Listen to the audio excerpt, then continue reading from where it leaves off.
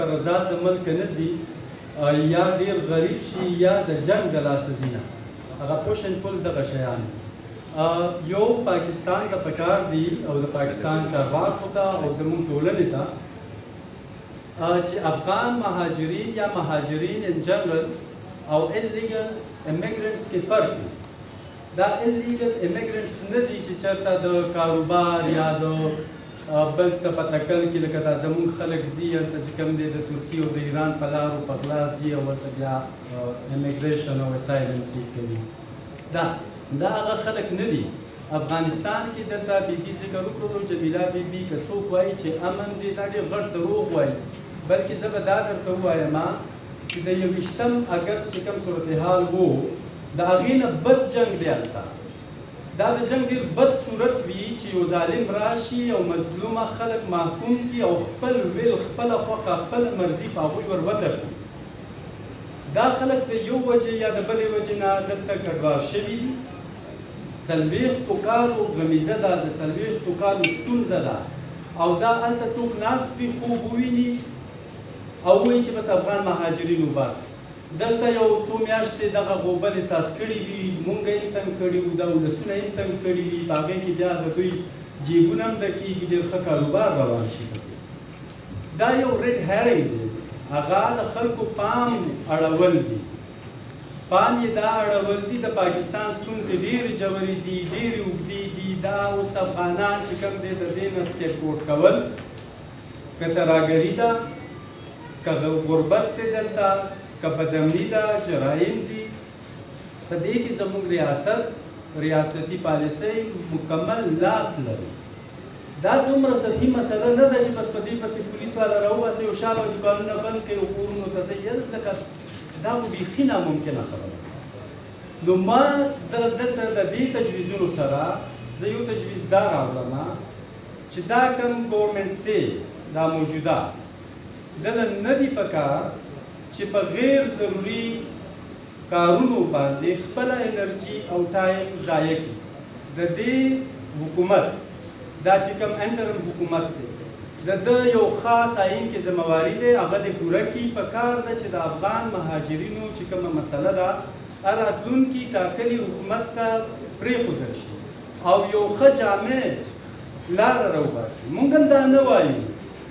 چې افغانان دې مهاجر وي ما درته څه وویل چې مهاجر خو لیونی به وي چې څوک خپل کلی وطن پرېږدي او مهاجر اواز کېږي ورته دا ډېر بد لګي په سړي باندې لهذا هغه په خپله خوښه نه دي راغلي دلته په زور راشړل شوي خلک دي هلته چې کوم رژیم پاکستان کېنولو او زموږ وزیر اعظم دا وویل چې افغانانو د غلامۍ زنځیرونه غذا کړل ډېرې بدې محکومۍ سره ډېر بدې غلامۍ سره چې ته خپله لور سکول نه نشې لېږلی ته خپله ستا بچی جاب نشي کولی ته څنګه بیا آزاد یا څنګه په تا جبر نه دی لهذا د دې جبر په وخت کې چې کوم په کابل باندې ورته کړل شوی دی دا د دې افغانانو سره د دوی سر ته هم خطر ده د دوی مال ته هم خطر ده او د دوی د بچو مستقبل ته هم خطر ده په خصوصي توګه د ښځو حقونه لهذا ښه خبره دا ده چې دا نه چې ته هلته به بلیک میلینګ کوې ته به د افغان د کابل رژیم چې ستا په خوښه راغلی و زموږ غوندې خلکو درته چغې والي چې دا بربادي ده دا مه راولئ هغه هم راوستلو بیا دې ورسره اړیکې ښکاري داسې چې د دوی سره دې ژوند نه کېږي اخر تر کومه پورې به ته چې کوم دی که نه هر رژیم له هر افغان کابل رژیم له لهذا دا مسله دا انتهایی په تاریخ کې د پاکستان په پالیسیو کې د پاکستان د ریاست او د ټولنې د مایند سیټ په حیث باندې دا ډېره ژوره ټومبل شوې مسله ده او همدغه شان ورته کتل پکار دي دغه چې کوم دی که نه دا نن وباسم او سبا دې بیا پرېږدم او بس د یو این ایس سی آر نه پیسې راغللې او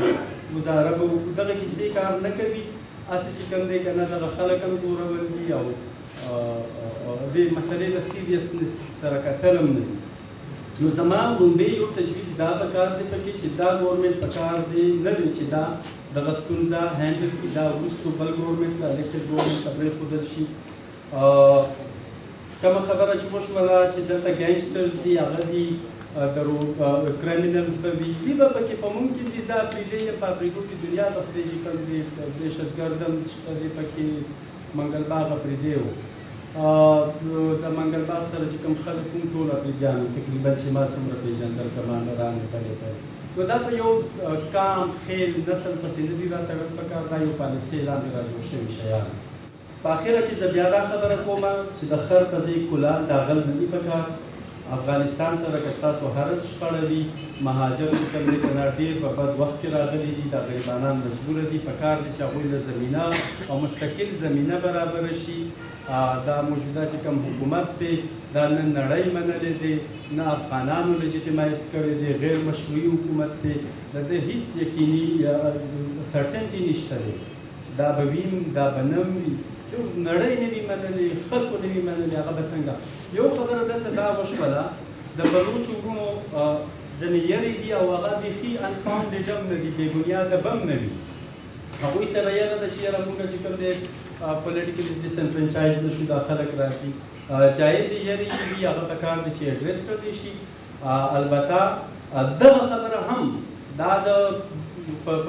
بلوچستان کې د پښتون او د بلوچ چې کومه مسله ده دا د هغې په تسلسل کې را روانه ده او هغې له هم دلته ګوندونو پارټیانو انټلیکچوالز لارې ښودلې دي چې څنګه ریسټرکچر کول غواړي بلوچ هغه صوبه چې دغه مسلې پکې ختم شي نو پکار دی چې دغه په اوږدو کې دغه مسلې ته هم حل